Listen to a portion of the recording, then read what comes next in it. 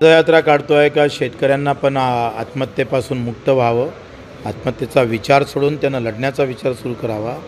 7/12 कोरा कोरा यात्रा हे आमचं 2 ऑक्टोबरचं आंदोलन अधिक मजबूत होण्यासाठी, त्याला अधिक ताकद निर्माण होण्यासाठी शांततेतूनच, गांधीगिरीतूनच हे आंदोलन आम्ही करतो आहे। 5 जुलैला माझा जन्मदिवस पण आहे आणि त्याच दिवशी डॉक्टर पंजाबराव देशमुख, देशातले पहिले कृषी मंत्री, त्यांच्या गावातून ही यात्रा पहिल्या शेतकरी आत्महत्याच्या गावापर्यंत जाणार आहे आणि या यात्रेमध्ये आम्ही संवाद, संवेदना आणि एकंदरीत या सरकारला जाग आलं पाहिजे, त्यांनी हा कर्जमाफीच्या सह इतर मुद्दे विसरू नये यासाठी हे पदयात्रेचं आंदोलन आम्ही करतो आहे।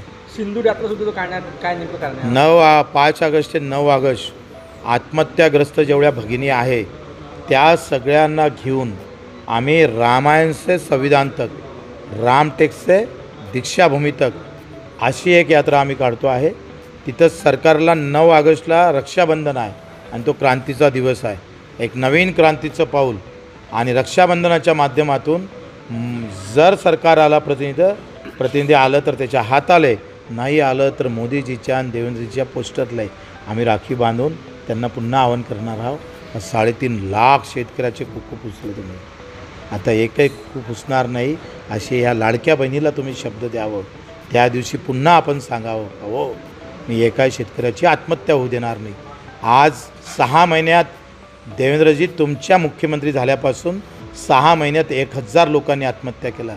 उत्तर पाहिजे आम्हाला, ते योग्य वेळ तुम्ही कधी आणता, कोणाला विचारता, जे कुठल्या ज्योतिषाला विचारून तुम्ही ते योग्य वेळ ठरवता, हे आम्ही त्याच्यासाठी हे पदयात्रेचं आयोजन आहे आणि लोकसहभाग आणि लोकांचा संवाद असं एकंदरीत वाढण्यासाठी हे आंदोलन जातीपाती धर्माच्या पलीकडे कष्टकरी समाजाचं आंदोलन अधिक मजबूत व्हायसाठी हे पदयात्रा काढतो। मला न्यायदेवतावर विश्वास आहे आणि प्रकरण स्पष्ट आणि तेवढं सत्यपणा आहे।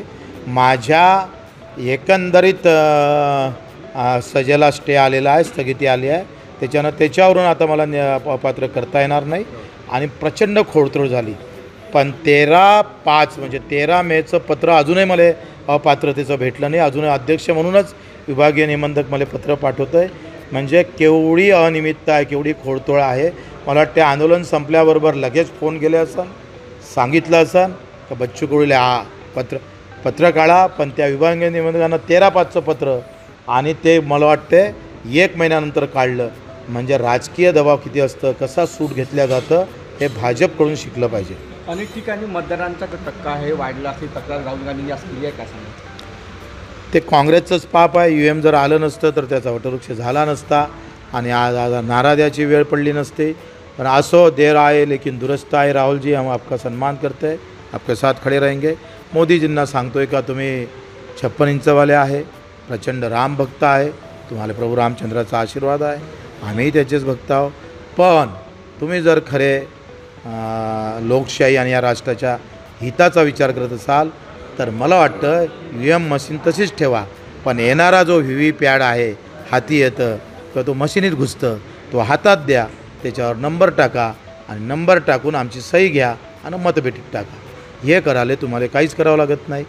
पण तुमच्यात खोट असन तर तुम्ही करणार नाही आणि खोट नसन तर केल्याशिवाय राहणार नाही। नवीन घडामोडी पाहण्यासाठी आजच आम्ही मुंबईकर 24 तासला लाईक करा, सबस्क्राईब करा आणि अपडेट रहा।